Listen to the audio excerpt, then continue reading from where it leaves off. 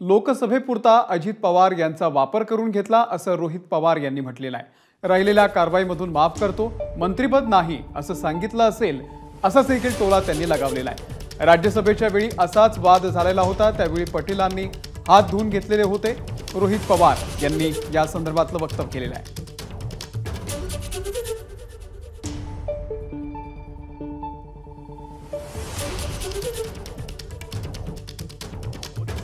तसं बघितलं तर व्यक्तिगत गिफ्ट त्यांना दिलेलंच आहे, पण मंत्रिपद दिलं नसल्यामुळे जे आम्ही सर्वजण आधीपासून म्हणत होतो लोकसभेपुरताच अजितदादांचा फायदा हे भाजप करून घेणार, पण फायदा तर काही झालेला नाही। म्हणजे लोकसभा झाल्यानंतर विधानसभा जर अजितदादांच्या सर्व आमदारांना आणि नेत्यांना जर लढायची असेल तर त्यांना एकच पर्याय राहणार आहे, म्हणजे भाजपचं चिन्ह।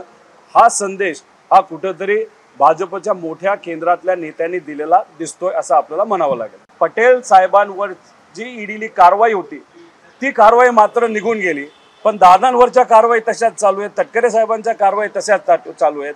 त्यामुळे साहेबांना सोडून हे जे नेते आता युतीमध्ये महायुतीमध्ये गेलेले आहेत, सगळ्यात जास्त फायदा कोणाचा झाला असेल तर ते प्रफुल्ल पटेल साहेबांचे। त्यांचं अभिनंदन करतो आणि त्यांना मंत्रिपद म्हणजे अजितदादांच्या पक्षाला मंत्रिपद आत्ता दिलं नसेल आणि जर दिलं जाणार नसेल त्याचा एकच अर्थ येत्या काळामध्ये राष्ट्रवादी पक्ष हा अजितदादांकडे राहणार नाही, त्यांच्याकडे एकच पर्याय राहील भाजपच्या कमळावर लढायचा।